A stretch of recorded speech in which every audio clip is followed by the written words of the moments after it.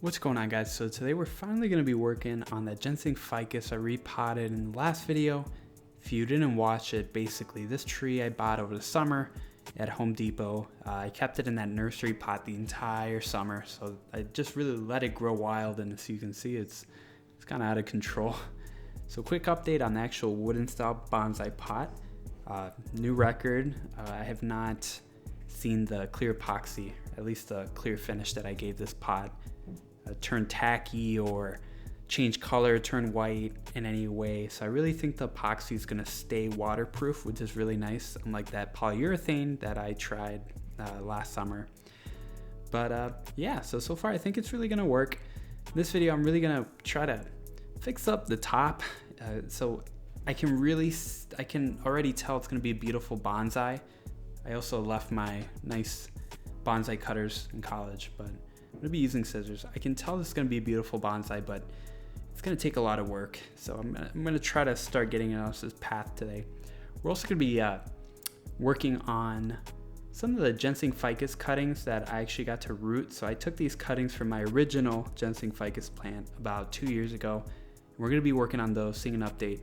We're also gonna be taking all the cuttings that we take from this tree and putting them in that pot. So yeah, it's gonna be an interesting video, a lot of work, but I think it's gonna be a lot of fun. So the awesome thing about Ginseng Ficus is that their cuttings root really well, even in bonsai soil. Be getting really good luck propagating my cuttings in tiny root soil. So I'm gonna be using it again. I got a big tub because I knew I have a lot of projects coming up. And I typically mix it with a little bit of potting soil, which is in this root. And yeah, that container you see that just fell over, those were my original 4 cuttings that I took from my original Ginseng Ficus. These legs real fast, I'm just showing. This is why I don't like super gluing my 3D printed bonsai pot legs anymore. So this is why I make them one piece, because they always fall out after, like, you know, getting heated and cooled in the night and day. So now kind of back to styling the tree, right? We have 2 things going on in this video, but the main thing is going to be starting this tree on its kind of route to becoming a bonsai. Now I picked it up from the store because I could see its potential, but I mean these branches are just not giving me any luck. So what I was doing back there was just kind of picking out which side I wanted the face of the plant to be. That's typically the first step that you'll do. Again, it can change over time. You can one of the faces might develop even better, you know? It's really just flipping the pot. But for now I decided I think I'm gonna stick with this side of the bonsai pot to be the face of the plant. And then came the part of kind of leveling where I wanted the stems to be. So as you can see in this video, they're kind of all over the place. Some of the branches are all the way down, some of the branches are kind of higher up, and what I want to do is I want to kind of start concealing that huge cut that they did at the top. And what I do there is I think all the branches below a certain line, you'll see in this video, I'm gonna actually cut below them, and that cup right there was used to, what I wanted to do was keep those cuttings wet. So I tried filling them up with some water, but then I realized it's not really important because I'm not going to leave the cuttings out for so long where they can dry out. In the summer, a cup might be important to keep your cuttings moist, but again, this is the winter, so really not important. And I started going in for that first cut, again, one of those kind of clumps that are way in the bottom, and then I realized a scissor might not have enough cutting power, so I had to figure out another tool. So I went downstairs and I actually picked up a 3D printer clipper, I guess. Not really a bonsai tool, but again, I left all my tools in college. So yeah, I picked this up, and the reason why I wanted to do this was I wanted to get all the branches in once, and that would actually, by keeping all the branches attached to one little stem, that's actually going to increase the chances of rooting, because this becomes the plant. If you instead of taking out 3 branches, you'll take out really 1 plant. You'll increase the chances of that plant developing because now it has 3 branches to photosynthesize, right? So yeah, we use that. So now I have 3 branches, and gonna put that in some bonsai soil with a mix of potting soil, and hopefully that will root. That gives me a little bit more surface area too than just a branch. Yeah, I really hope it develops into a cutting. They get really fat, and I'll show you later in this video how fat these cuttings get. So then really I have to just, I decided the minimum level, so I really had to go to the other side, right? And the main shape that I'm trying to develop for this tree is kind of like an afro shape. And in the tree that, my first Ginseng Ficus, that's really the shape that I want for it, where it has this kind of segment where there's no branches and then all of a sudden the branches pop up. So really that's what I'm working on. And a quick, while I'm working on some, some branching, some pruning, just want to quickly talk about why I use tiny roots with the pine. So I typically don't use there's some soil, so typically bonsai soil will just be like 50% perlite, 50% like some kind of stone. It could be ceramic, clay, whatever. I like using the pine one because it has organic material. If you don't have any organic material in your soil, you typically want to fertilize your bonsai plants. I really don't have time for that, so if you don't want to have to deal with that, get some bonsai soil with pine, kind of pine shavings in there, and the microorganisms and bugs that get introduced in your pot will actually become the kind of basically the waste that these organisms consume from breaking down those pine barks, the little pieces of bark. That becomes nutrients for the plants. So really you can think of the pine that's in that soil is just really slow release fertilizer. So this is why I use this soil even for tropical plants. Might not be the best, but it works for me. So, and yeah, as you can see here, I'm just trying to clean up that very bottom part, and I think I settled on a pretty good minimum area where I'll have any branching.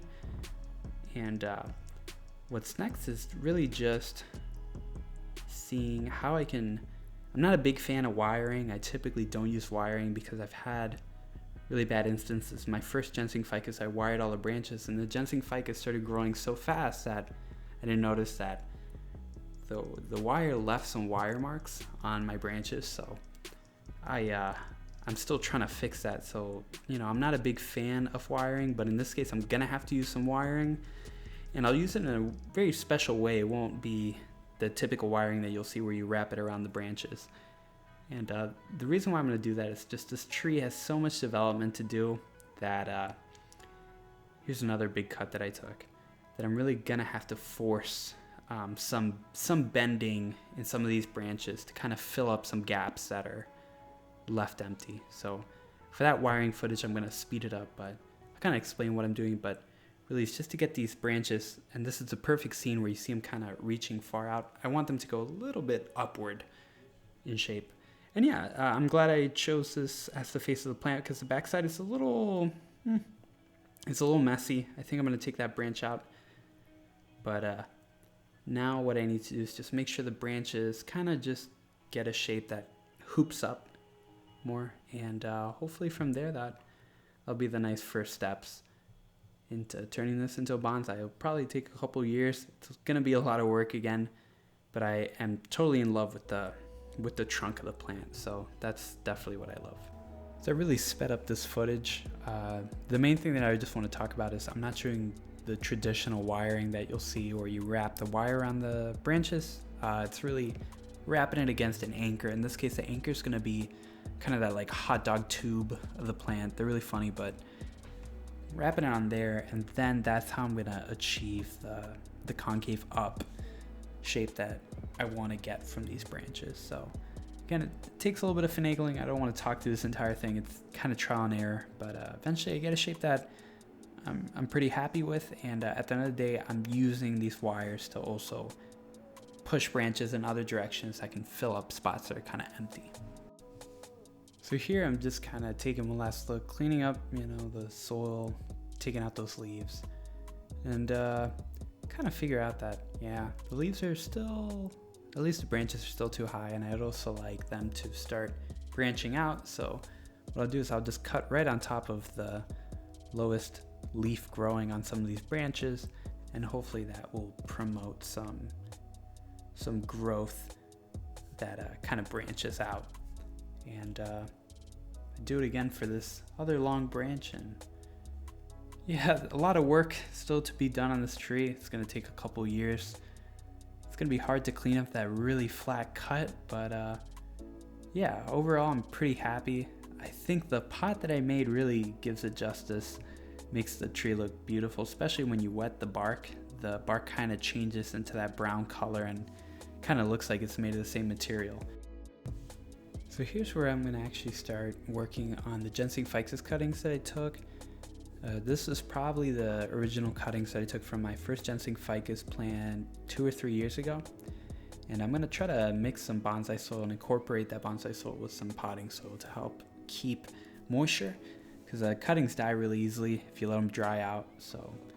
But it's winter, again, these shouldn't dry out too quickly. To speed up the process of taking these cuttings out, because I had not realized that they took up the entire pot, and they made this giant root ball. And I was actually kind of impressed at how much space they took up. So I didn't really show in this video me mixing the bonsai soil and the potting soil together, but that's exactly what you have there. It's like a 50-50% mix. I didn't show it because I didn't want this video to be so extremely long, but I still think it's going to be a really long video. Just a lot of work to do with these plants. But basically I try to break up this clump here, and I started realizing that these plants are way farther along than I thought they were. Again, their tops look really skinny and tall, but the roots developed into these really fat trunk-like bodies, and I'll try to show you it later on the footage, but it's kind of hard to see it because the soil is kind of the same color as these trunks because they're still wet, and that's kind of the part of why I'm starting to play around with these cuttings. I want to expose them a little bit more to light so their trunks can start drying out faster, and yeah, it's more just to give them a little bit more room to grow. The other cuttings, it's gonna be a little tough. It is winter. I've never grown cuttings during winter. I've only grown them during summer, so they have a bunch of light. So who knows if these cuttings that I took from this new Ginseng Ficus plant, if any of them survive. I'm gonna doubt it, but you never know. It's a lot of cuttings. They're pretty tall. Regardless, I have 4 rooted Ginseng Ficus cuttings that I can turn into a forest, or I can turn them into individual plants. So regardless, I'm very happy, and so you can see in a little bit, again, I don't want to add all this footage of me just playing around with these cuttings. This was one of the moments where I realized for sure I needed another pot. So I'm going to skip to where I tried shoving all the cuttings into this one pot, and where I realized, okay, I need more room. So here I'm just putting these cuttings in, thinking, oh, okay, yeah. Now the main trick that I did with kind of semi-developed cuttings that already have roots, I wanted to put their root bases kind of more closer to the surface of the soil, so they can start drying out and I can start seeing where their roots are going and developing them. But yeah, I needed more room, obviously, and it'd be hard for those cuttings to compete with the other cuttings for light. So here's where I grabbed some grids and some meshes that I 3D printed and put them into this nursery pot that I had laying around. And yeah, this is where I put most of the new cuttings. Now this is where I wanted to try to show how fat the trunks were for the old cuttings that I actually got to propagate. But it's really hard because the wet trunk part, you can see that little line where it was under the dirt. It's the same color as the soil, so it's going to be kind of hard to show in this footage. But I hope to start drying that out, and hopefully it starts developing. I show where that finger is. But yeah, all the cuttings that I took, just underneath the soil, they just kind of turned into kind of a volcano shape. So I'm really happy because these are definitely going to develop into really nice cuttings. But again, it was hard to show on the other ones because they're not as developed, but at the same time, they're the same color as the soil, so it's gonna be hard regardless. So kind of a side note, I was super happy. I was walking around my backyard and I actually found a patch of moss, actually a big patch of moss. The snow had just melted and I got really lucky. The moss, I was expecting it to be kind of glued onto the soil, but it was really just peeling off. So whenever I get a chance to establish new moss on a bonsai tree, I definitely always take that chance, and for a couple reasons. I really think three. First off, the moss really makes the tree look nicer. It like complements the green leaves. Sometimes there's too much brown, and in the nice light, and if the moss stays green and you keep watering it, it looks great. Sometimes it crawls up the trunk and it gives it that kind of like older look, I guess. But the other two things are, not only does moss bring in microorganisms from the outdoors, so it could be like little bug eggs. These little bugs can, help decompose. The moss itself also decomposes wood chips, provides nutrients to the plant. But the main and most important thing of why I always add moss to my bonsai plants whenever I can is that moisture. Moss keeps your trees more moist, lowers the amount of times you need to water it because it kind of locks in that moisture. It helps from water evaporating, but also it's just a good indicator to see how well you're watering their plants. If your moss is nice and green and it's not dried up, when your moss dies, that means your soil is staying wet. Not really that important during the winter, because during the winter, your moss will probably stay wet throughout. Trees don't really dry out during the winter, but during the summer, that's when I love using it as an indicator. Hey, this moss is starting to dry out. I should probably water my plants. So yeah, I love moss, and it just makes the tree look so much better. So I really think we did a great job today, kind of helping this plant establish itself and begin its journey as a bonsai. Really excited to see what the branches do. And I absolutely love how the pot is going. I really think the pot is going to hold up, keep its moisture. And I am just beyond excited to see how this plant does in the future. And again, there's a lot of work to be done, especially where that big flat cut happened. But I think one day we'll be able to conceal it. And if it's 5 or 10 years from now, but one day it will look great. And the tubes already look great. So I hope everyone watching loved this video. It was kind of a longer one, but there's a lot of work to be done. And thanks for watching, and as always, I'll see you guys later.